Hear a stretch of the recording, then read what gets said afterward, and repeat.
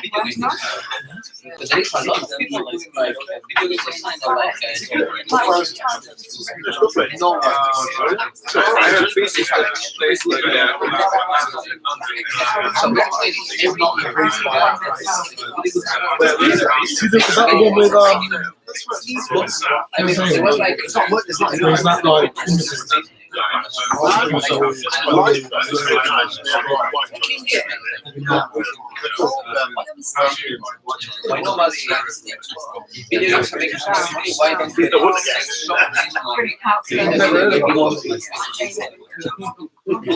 not food wise.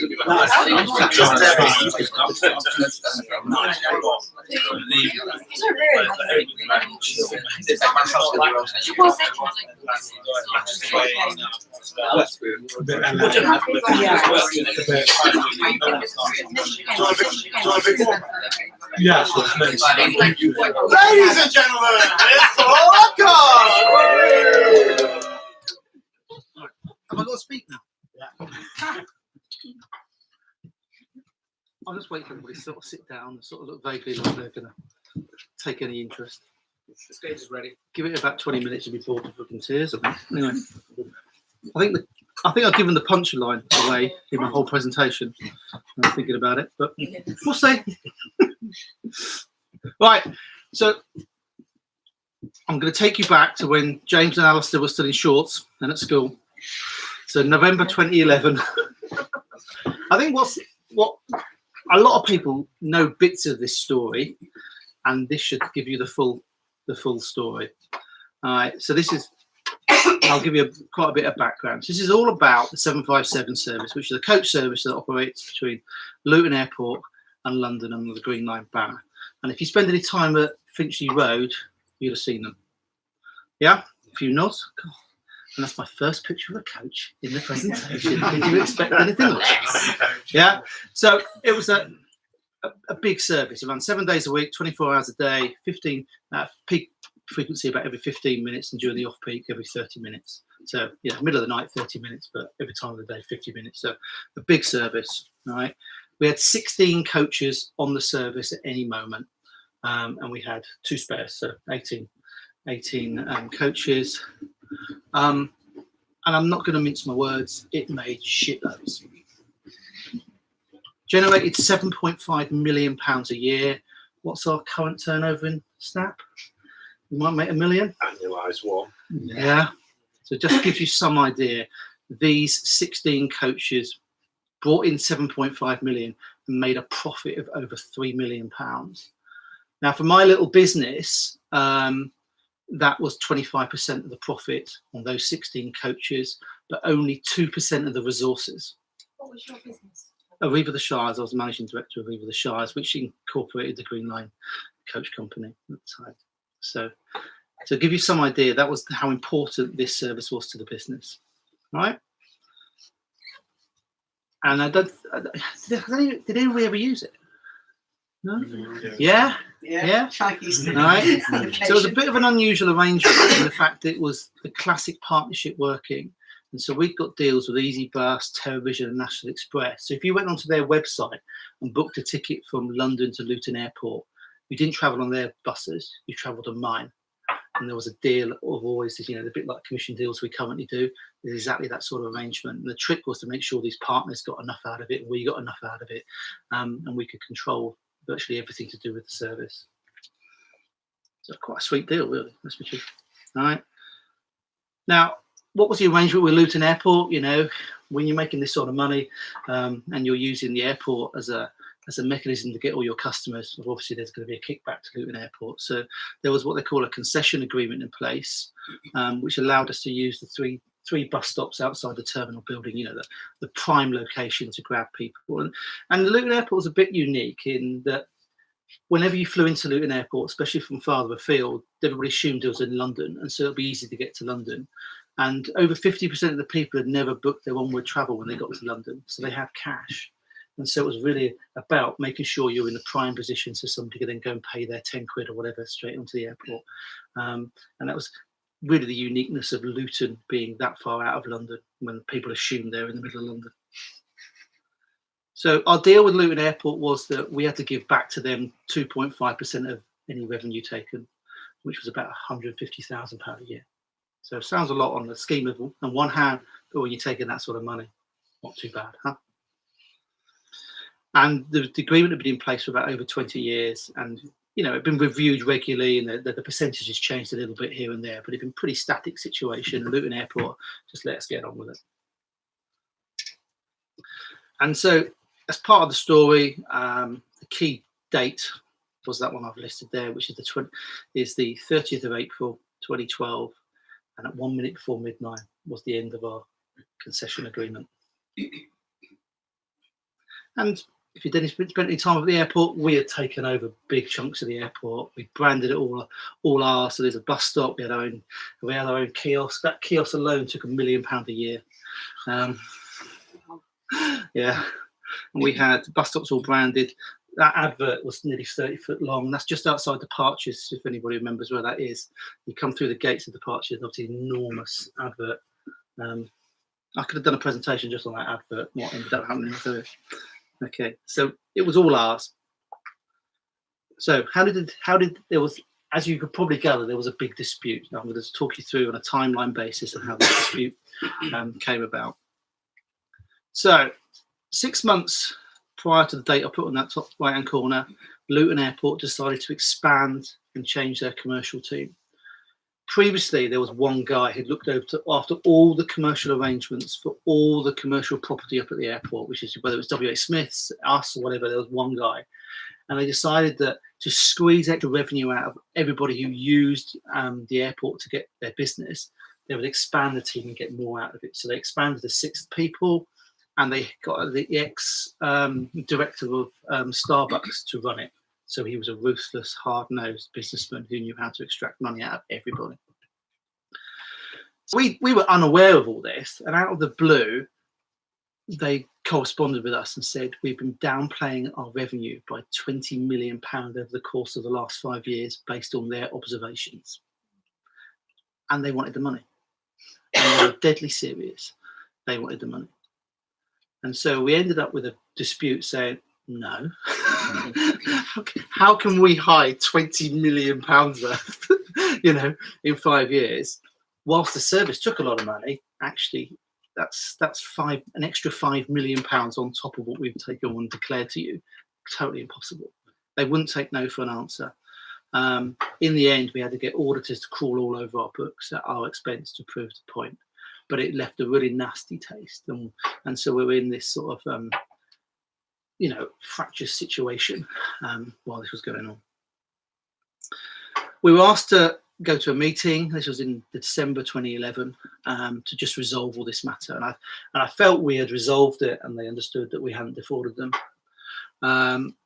Now, rightly or wrongly, I then asked a question, which was, it's December, our agreement ends in April. About staying up at the airport, and normally you just ask the question and go, yeah, we'll just roll it on, no problem. So I asked a question about what's the process for renewing the concession agreement, and the response, and it's quite a famous response these days, is you are not part of the future of Luton Airport. No renewal of your concession agreement will be occurring. So that basically meant we were going to be thrown out. So you can imagine that sent a few shockwaves to our group. We took urgent legal advice. The advice was they can't do that. You need to push back against them. They can't just throw you out. You've been there 30 years. You've built a business up there, which is what we duly did. And then out of the blue, we were asked to tender for the exclusive concession to operate the express service from Luton Airport to London, with a minimum revenue return of 12.45%. So basically, instead of renewing the agreement, they put it out to every other company in the world who could bid for this agreement. But the minimum term was not just 2.5% new revenue, but 12.5% revenue. So you can imagine how we're now sat here with the most profitable bus service and coach service probably in Europe at the time, thinking, oh my God, what the hell are we going to do? If we don't bid enough, we'll have nothing. We bid too much, we're going to be fools if we're the only one who bid. Where the hell do you pitch? Where the hell do you pitch your number? Anybody have a clue what we ended up bidding? Bear in mind we pay 150,000 previously. 20,000? 20%. 20%. So we pitched it at £1 million a year to just pay them, and also that we would pay for brand new coaches worth £4.5 million in the service. So it was a 650% increase in our bid, which we thought was pretty good. Tender result. Remember this very famously. In February, we were told we hadn't won a concession. We'd lost it to our great friends, National Express. So we'd lost to National Express. And then, as I put here, the fun now really started. So we'd had this service for 30 years. We built it up, and somebody had come in and swiped the whole thing away from us in one fell swoop. And it wasn't just a loss of profit, it was a loss of reputation, the whole lot that came with it. And why the hell should we be handing this to National Express, who just walked up and taken it from us? So what was the plan? They came up with a very simple two-pronged attack, or developed a plan. We've got to find a way of continuing to run the 757 service. Even though we couldn't be up at the airport, let's find a way of keeping ourselves up there, because basically that would stuff up National Express an absolute treat. And then at the same time, we'll start legal proceedings to get ourselves reinstated to the airport. So that's what we did. So legal battle started. Well, simple. Let's go to the High Court and get an injunction and stop the tender process and prove that it was illegal. And so therefore we could remain up there and sort the thing out. Easy, yeah? So applied for an injunction. Hearing was held on the 15th of April, so not long before the end of the agreement. I did my first witness statement, which was 50 pages long and 21,000 words. Day in court, failed. The injunction failed. We brought too many case points that the judge couldn't make a judgment on a singular occurrence, and suggested we should go to a expedited trial in the High Court, which was basically you've only got a year to get your act together and get all the information together, rather than the 2 and 3 years, and we'll play this all out in High Court. So we lost the injunction. So in fairness, we lost the battle, but given us an opportunity to try and win the war, and that's exactly what happened. That one day in court cost 300,000 quid. So it wasn't a cheap process to do that. Anyway, so we had a year to prepare, rather than the usual 2 to 3 years. Has anybody done a High Court case? And the sheer amount of time and effort, it's just interesting to see if anybody's got a similar view. Right. So, injunction lost, we've got to get out. All right. So we never thought this day would come, but there was therefore a last day of operation of the 757 up at the airport. So at 5 minutes to midnight on the 30th of April, we ran the last ever service of the 757 from the airport. I was there to see it off along with my colleagues. 5 minutes past midnight, the first National Express from the airport operated in front of all their senior managers. Yeah, it was very, very important to National Express. This was the last airport that they didn't have previously on their network. So they've got Heathrow, Gatwick, Stansted, and they did not have Luton as their own operation. They had a bit of a concession deal with us, so it was important for them to get the full set. So they had the whole senior management team there at midnight. So there it was. That was their vehicles. You read on the back there, Luton Airport, Airport Express, over 70 times a day they operated. 70 times a day. So they put a lot of money into this, didn't they? So one of my ex-colleagues was working for National Express at the time. She was the HR director, and she said to me, "Looks like we won." Cheeky fucker. At 10 minutes past midnight, our new 757 service appeared at the airport. That was good fun.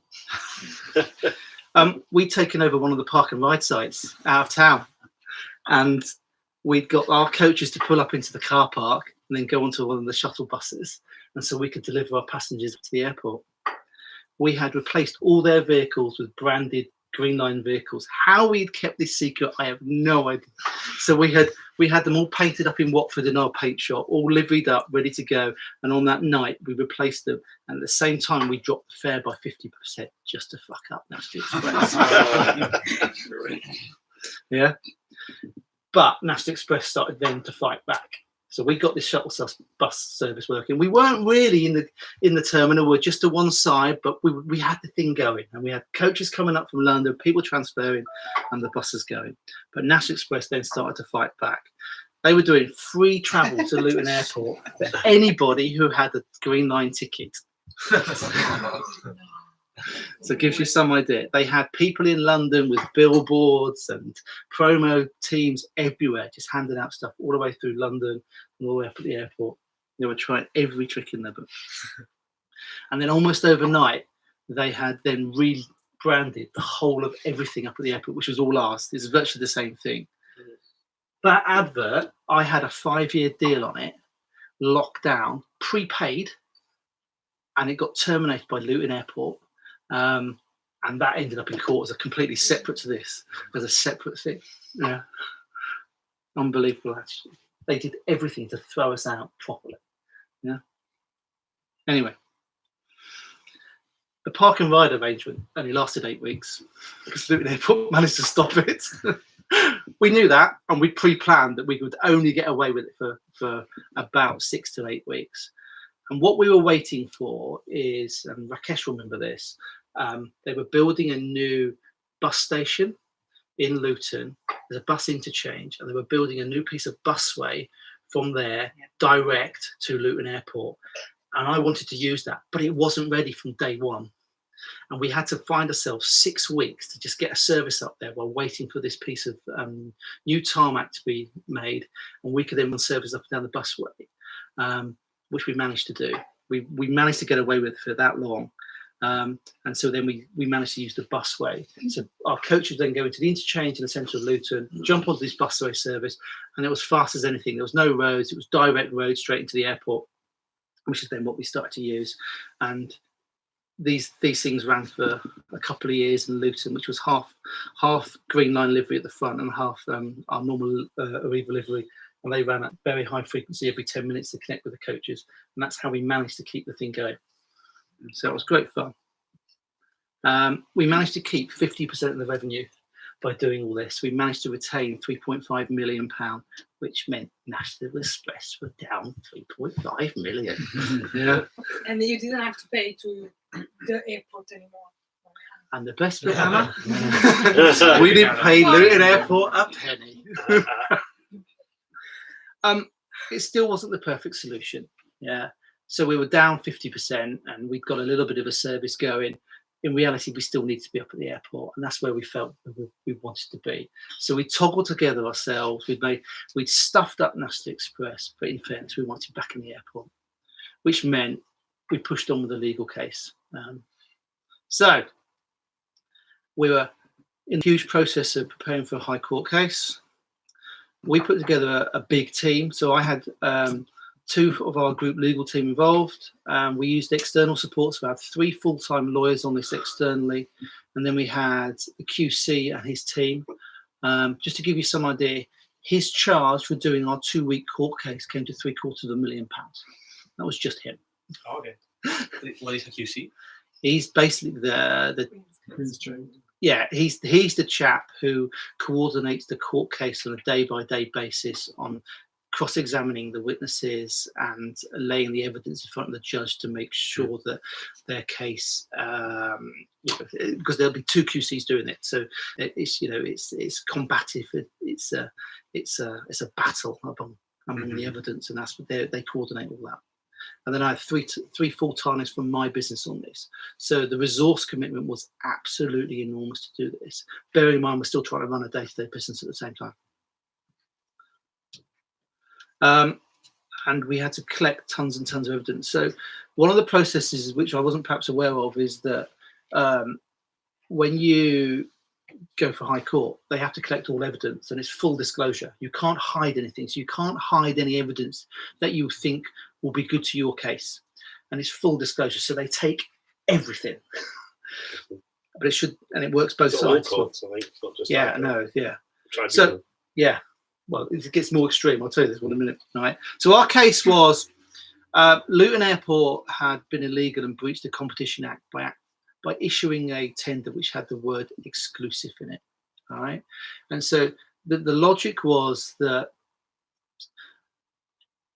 by offering a contract that's exclusive, they weren't allowing anybody else to be there. So therefore, the singular supplier between London and Luton, which meant they had full control on the fares, which meant they could have put up to 30, 40, 50 pounds and there was no choice. That's breach of the Competition Act. What you've got to allow is allow the marketplace to dictate that. But if you take the marketplace away and leave with one person, it can't react. So that was our case for that was illegal. We also said it was a sham, the tender, in the fact that it had been the result had been predetermined. Did you know that? We'll come to that. In total, we threw 16 claims at it all. I won't list them all; they get very complex, and some of them are very, very legal. But we threw 16 claims at it, and our recommendation was that we should be reinstated immediately at the airport as there's space in the coach station, so we could just go back in. What's the problem? Yeah, Luton Airport's defence was tender wasn't illegal. There wasn't a sham. They weren't a dominant in the marketplace, and that's key because for issuing an exclusive contract, you have to prove that you're the dominant one in the marketplace. Important for us at some point when we become so big, we can control the world. And their argument was, there's no room at the airport for us. No room. Can't go.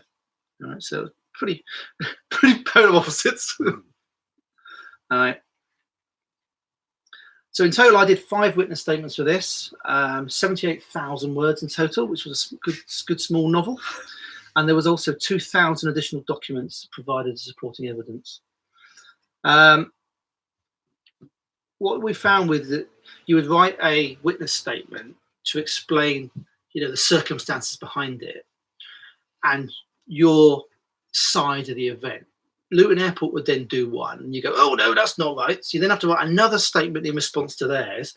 Then they'll write a response to that one. So you have to write another one. But these had to be turned around in no time at all. So these were being turned around about 2 weeks at a time. So my cycle was, I would write something, get it to the legal team by 8 o'clock that night. The legal team would work overnight on it, make the amendments for me to have a conference call at them by 8 o'clock the following morning, go through it for an hour. Then the day team would come in and adjust all the witness statements during the day for the cycle to carry on. And this happened for weeks upon weeks, 7 days a week, with teams working day and night, producing witness statements and getting evidence. And I also had to do a day job. We don't ever want to go to court. No. But what you said earlier, my whole mailbox got taken as evidence. All right. And I had at the time 240,000 emails, very, very carefully filed in 2 boxes, sent and deleted. And they had to sift out of this whole mailbox of every correspondence I'd ever had with Luton Airport. And because it was so carefully filed, they had to get a specialist firm in to do it. And that cost 35 grand just to get my mailbox sorted out so I could be released to court. Which is why I now file my emails quite carefully. But I wasn't the only one. Everybody had their email boxes confiscated and then searched, and then had to be certain things had to be redacted. Some of the stuff just got sent on. It was an enormous amount of work. Yeah.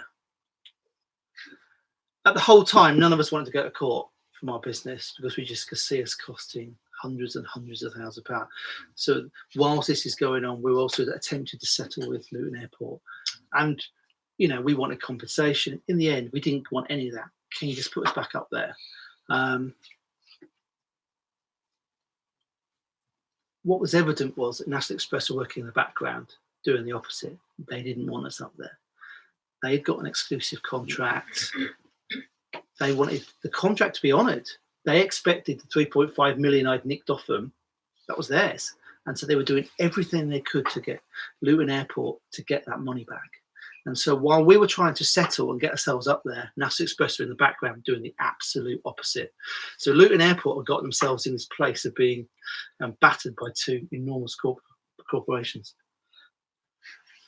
So in the end, Luton Airport said, "Oh, we haven't done anything wrong. We'll go to court," and so that's why it all went to court. Has anybody ever given any witness evidence for anything, courts or anything like that? Yeah. I had done a few times for various bits and bobs, but for the High Court, I was taking on a course on how to give good evidence in court and the tricks of the trade, and you have to get used to being cross-examined. So when you're the witness, and I think it's only High Court that does this, where somebody will then say, your evidence, your witness statement said this, but your documentation, your evidence later on says this, can you explain it? Can you explain this? And you'll be asked questions upon questions upon questions, and how you deal with it. At the end of the day, you're there to give the judge all the evidence, not answer the QC who's answered the questions. You've got to give the judge as much information to make sure that they can make that decision. And that was the big difference that the course gave me, was that you're actually talking to the judge, not the person answering the question. And so the first thing they teach you to do is, if you're going to be asked to, the QC's ask you questions there, you turn to look at the judge. Don't look at the person who asked the question. You're talking to the judge the whole time. They're asking you questions, but you're giving your evidence to the judge. And it's just subtleties like that that this course then teaches you. The other thing they taught you is that QCs like to get into a rhythm of asking questions. They get into the rhythm of asking these horrible questions, and you've got to break the rhythm. You've got to find a way of stopping that rhythm. My favourite was they would refer to a evidence piece and say, your evidence on, you wrote this report such and such in this paragraph, and you go, can you just give me the page reference? And you had all these documents next to you, and you just go, hang on a minute, I just need to look it up. And you would spend this time looking back and go, I knew exactly what it said, just piss them off, and to stop the flow of the conversation. It was great fun. And you could do it for hours upon hours. And you could just say, yes, Mr. Adcock, and the pages, and they had to be so polite. It's just brilliant. Yeah. So the other thing that I hadn't perhaps realised is that you have to know every part of this evidence pack. My God, did you have to know it? We had over 2,000 supporting documents. You had to know every bit of those 2,000 documents and how they were cross-referenced and how they led to the story. And I didn't know that until I went on this course and realised I didn't know it in as much detail. So I actually hid away for nearly 2 weeks to learn all this. And I did nothing other for 16, 18 hours a day to learn this evidence pack. And without that, you just can't come across as a credible and know the stuff. And so again, the preparation. And I was the key witness, but I wasn't the only witness. And if you're not careful, you've got a legal team and everybody doing all this work, and you've got to be across all that information that's going in the evidence packs, because you're going to be testing on it. Horrendous, absolutely horrendous. Anyway, so court case started on the 30th of October, and 2013 this is, and ended on the 15th of November. And we had every day in court except one, where we had one day where we went to visit Luton Airport to see the coach pickup area, so the actual site. So that was good fun. We had to get the judge whisked up in a black Mercedes and walk round and all that sort of stuff. All right. When we arrived at the airport, it was utter chaos. Now, one of our arguments was that there's loads of space at Luton Airport, there's loads of car parking areas underutilised, and we could go and park the coaches there. And on that day, they had on purpose broken the ticket machines, and they had people stood there taking the money, and so they'd slowed all the traffic down, and it was fucking chaos. And it was all to show the point to the judge that it was busy, and that was not the normal day. Talk about dirty tricks, yeah. And you told the judge that, and they go, "Oh no, it just broke this morning." And there's somebody repairing it. He said, "Oh, I'm a fag, a cup of tea, doing nothing." It was all just manufactured to give the impression. It was unbelievable, yeah. The other thing we did a rooftop viewing of the full coach station, and this is where I got my own back. They were desperate to get the judge up on the roof. I think it was 11 o'clock. I was on the hour. So Luton Airport's coach station, on each hour, would basically fill up with coaches, and on the hour, they'd all be there, so people interchange, and they'd all go. So they wanted to get up on the roof for the 11 o'clock to show it was full. All right. And I delayed it and got there about 15:15. It was absolutely empty. They were not impressed with that, but it helped our case. Court case, I was on the stand being cross-examined for 2 days.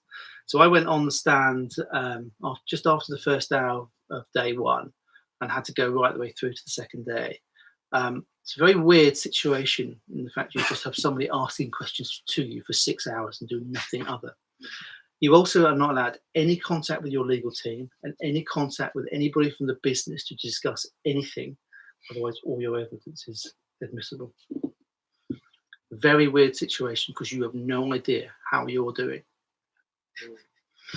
In fairness, I did know how I was doing because I was one of the last to leave the court and the QC held back and gave me the thumbs up before leaving. And it was the most important thumbs up I've ever had. And it just lifted your spirits because you're wrecked because of the concentration. And you just then become completely paranoid. You have no idea how well you have done until that bloke just goes, but then the second day, we were about to go into a third day. And I was going to have to do another night of not being able to speak to anybody, and they actually asked for an extension. So we worked late into the night to get all my evidence done. So I was only on it for 2 days, but about 2.5 in the end. But it was hardcore stuff. Yeah. I've got a bit of video here because while we were there, if it loads up, come on. Something really amusing happened. Come on, tech people. I don't suppose anybody remembers this, but it's at High Court. Bernie Ecclestone got called for, yes, you remember this. All right. He got called to the High Court for a bribery charge. And this is Bernie Ecclestone arriving at the court. I was stood just the other side of the doors. All right. And Bernie Ecclestone, I won't even give any commentary. If anybody can understand what the hell he's doing.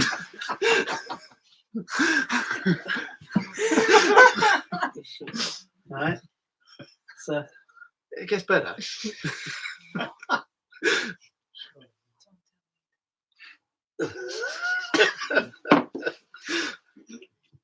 Right.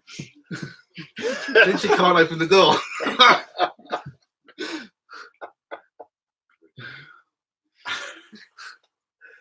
Anyway, I was stood next to the security guard, and he just went, "Geriatric fool."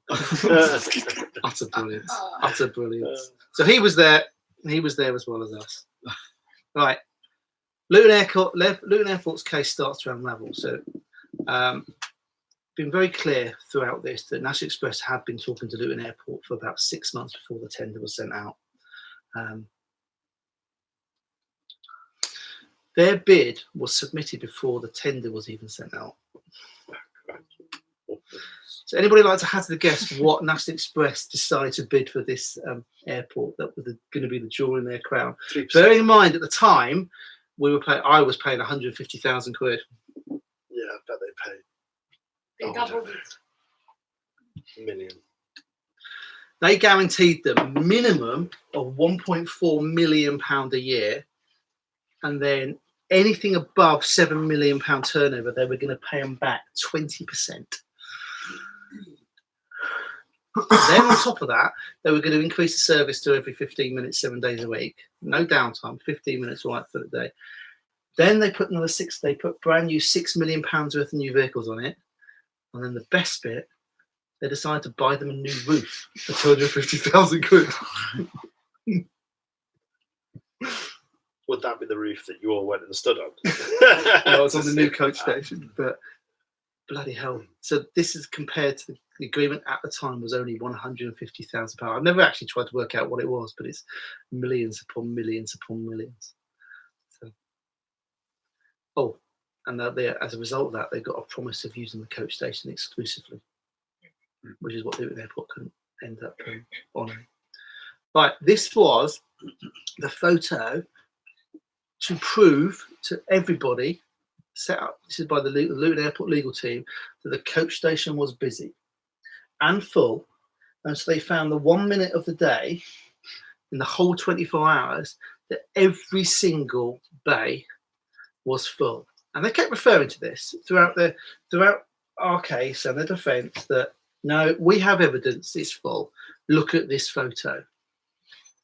One of our bright-eyed legal team had spotted and kept it to ourselves all the way through the case until about the last day that they'd misinterpreted the photo. There's actually a bay empty there. And so despite them showing it was full, it was brilliant at some point where you said, but bay 5's empty. So they'd use this as full justification to show, actually, yes, look, green light to go on bay 5. It was great, absolutely fantastic. The other thing that was in the background to all this is that whilst they said the airport was full and we could never go in there, we knew they were about to build a new passenger terminal. Rakesh will tell you this, it was in all the press and everything like this. And we'd always been informed it was going to be 12 months away. So the other thing we said, well, it's taken so bloody long, we'll wait 12 months until the coach station's bigger and we'll go back in then. And it was going to be much bigger, it'd be 12 bays to 18 bays. And so as part of the closure, we'd asked for all these details about the new terminal, when it's going to be built, stuff like that. Had never, ever been provided. And that's not full disclosure. You're meant to provide all the evidence, and they had provided nothing on this. So we asked a question in court, where is it? And the judge instructed him to strip apart their building and get it delivered in 24 hours in the courtroom. They didn't defend the point, and it arrived on pallets. They'd hidden all the information from us. And they'd actually signed, and they'd all the way through this, they said, we've had no knowledge of this building work, nothing's been agreed, we're not doing it, the planning permission has been granted, but we're not going to progress it. It came out as that they'd actually signed a deal with the builder months in advance, and they were about to start work the week after the court case was finished, and they'd hidden the facts. Great fun. Their legal team that was led by an experienced lawyer, she was in tears because that actually meant she had not done her job right and she could be jailed for contempt of court and withholding evidence. So it was like an episode of, I don't know, LA Law or whatever. Show your age. Yeah, I know. Anyway, judgment. Anybody hazard a guess what ended up happening? One. So the judgment arrived in January 2014. So it's quite a delay, best part of 3 months. 35 pages, and if anybody wants to read it, you can. We were judged to be credible witnesses. Huge criticism of the witnesses of Luton Airport and the evidence they provided or didn't provide. And the judgment was in our favour for 13 out of 16 things. We never thought we'd get any near that. If you win half of them, it's quite fun. We got 13 to 16. The claim of a sham tender was the only thing unproven. Wow. That was the only thing. And we were instructed to be put back into the airport with immediate effect and compensation paid. Fantastic. Right. February the 14th, 2014. Another day in court. Luton Airport didn't let us in there. So despite a court hearing saying, so we went back to court, and it was to argue the costs as well. So we had the cost hearings first. All right. Our bill was 2.3 million. Their bill was 2.7 million. So a total of 5 million quid. 80% of the awarded costs of Arriva's bill went to Luton Airport. So we got most of it back, but not all of it. This is the bit you have to watch. When you ever hear that your costs got awarded, the maximum you'll ever get awarded is 80%.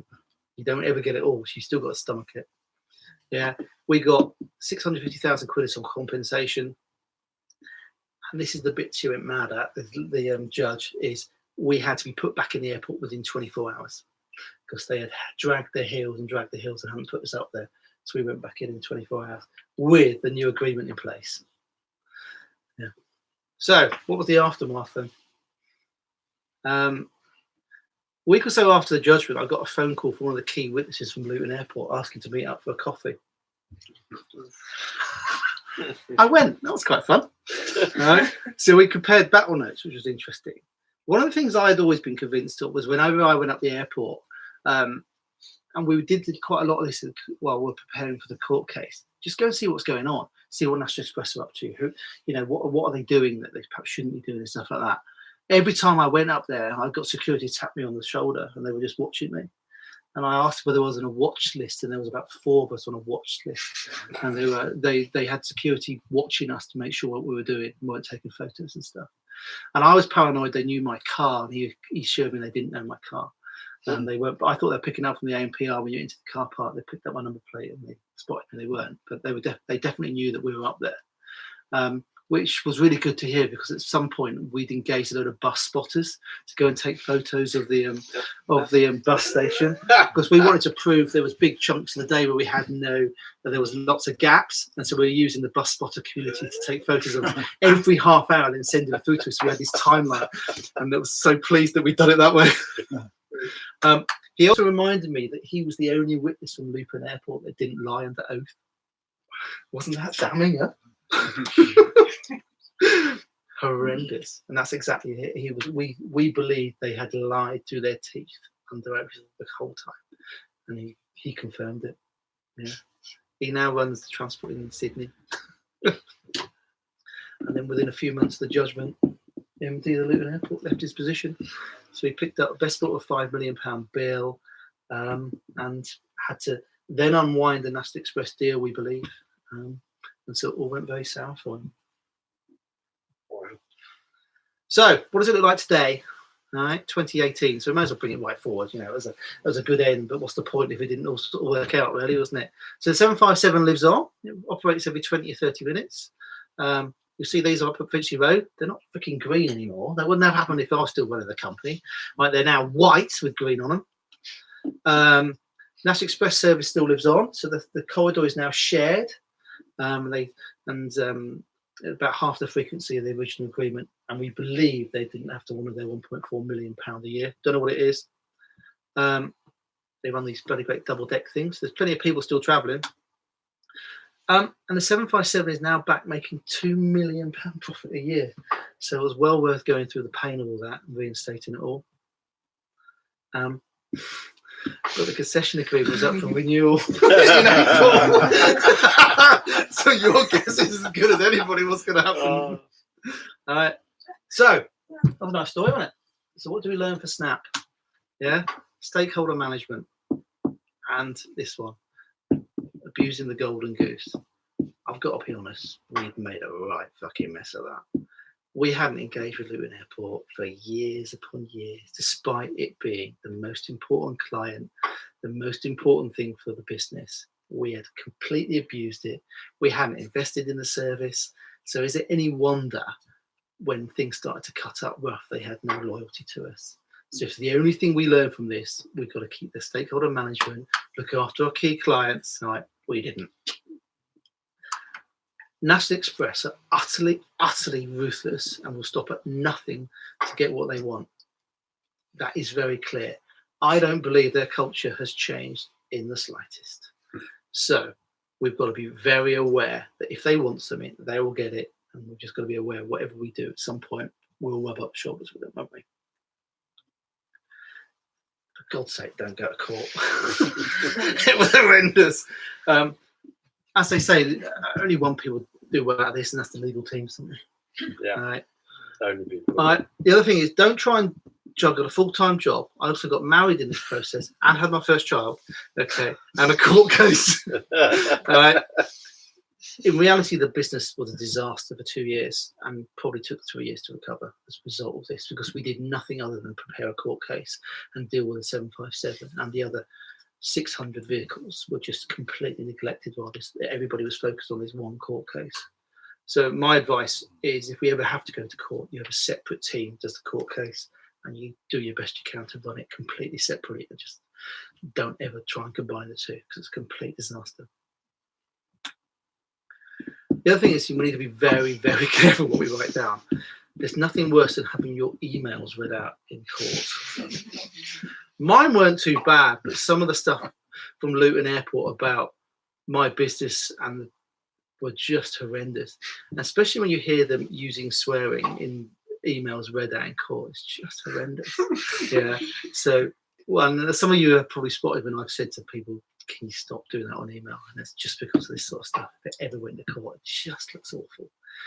And there was this sort of stuff that didn't go well in their judgment. It was all their the judge is trying to decide business culture, and and they can only get it from the evidence provided. So if you've got swear words and emails saying this bloke's a fucking tosser, we got to get him, in an email, then we're back in court. It doesn't half shift somebody's view of things. Yeah, so that's exactly what theirs was. What? This is all being videoed. It's just good reference. Yeah. Right, and finally, about a year after judgment, I was at National Transport Awards. And who do you think I bumped into? There we are. Nice. That's it. Did you buy him a beer? No. That's brilliant. Any other questions?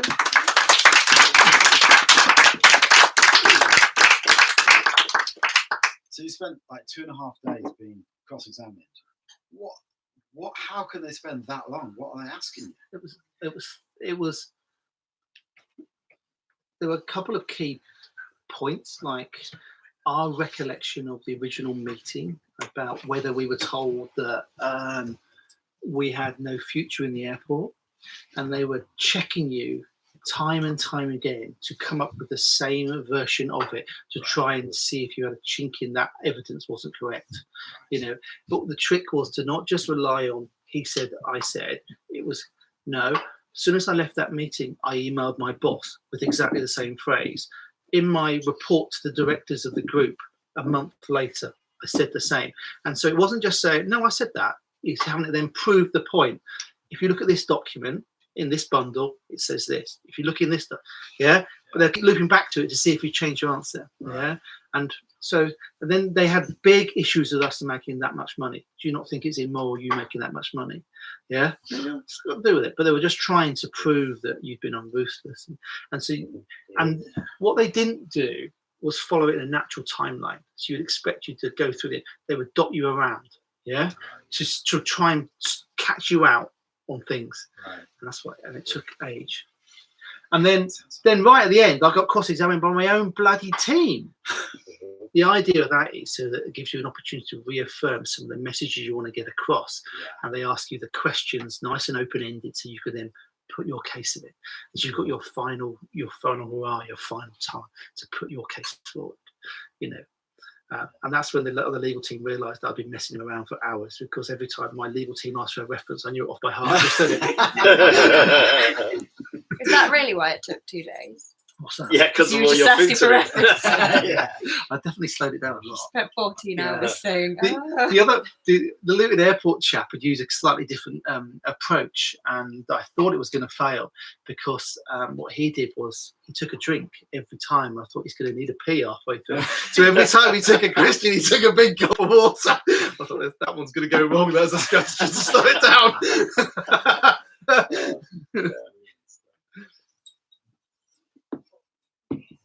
Any questions for Paul? Oh, come on. So you obviously made a hell of a lot of money before their new commercial team came in and thought, hang on a sec, we've been bent over a barrel here. Do you think that if maybe you had a chat with them and just kind of maybe given them a bit more of a cut of all the profit you're making, you could have avoided all of it? I think our lack of engagement to the new commercial team was a huge weakness in the whole of this. Yeah, it was evident that you had National Express wanting to get in there, and they were talking to the airport. But if you think about it, we didn't have the relationships we should have done with National Express, and so they'd exploited that. Yeah, I think, we should have been meeting these guys once a month, and we should have been across them. We should have been whining and dining them. They were so important to us, and we hadn't done any of that, and I think, firstly, we'd never been accused of nicking 20 million quid because I'd have understood the business. We didn't do any of that. It's a huge weakness, and lesson for all of us, really. Would you not always be put in a position like that?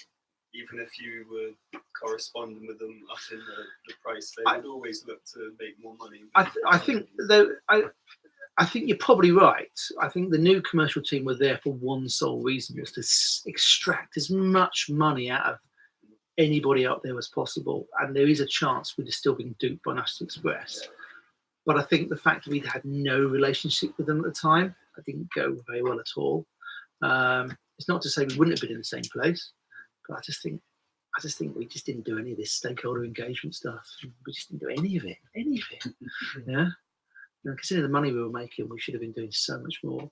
And the other thing, we didn't invest in the service at all. We bought some new vehicles about every 5 years, but we hadn't looked at some nice new slip ticketing methods. I think you had one sort of bloke up there with a dodgy, dirty hi-fi, and we should have had a much better sort of system of sort of looking after the service. We haven't invested in it. And, whenever there was a bit of a profit call from our group, it was always, "I'll whack the fares up on the Green Line, that will take it." And we, it was just an absolute abuse in the end. It really was.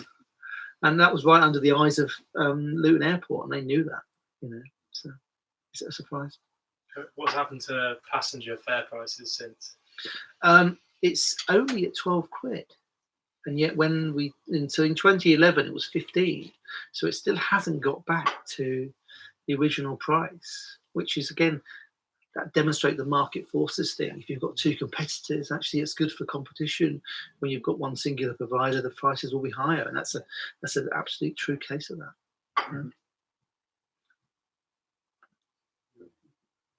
Thanks very much, Paul. Thanks, So- Paul. Thank you.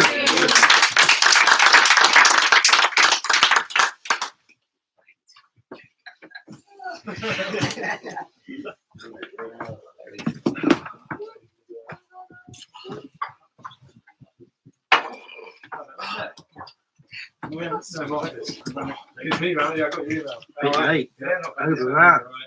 Yeah. Getting there right Do we need to stop that on the stream? So this we've got an expert who knows how to do court. Good stuff. Oh.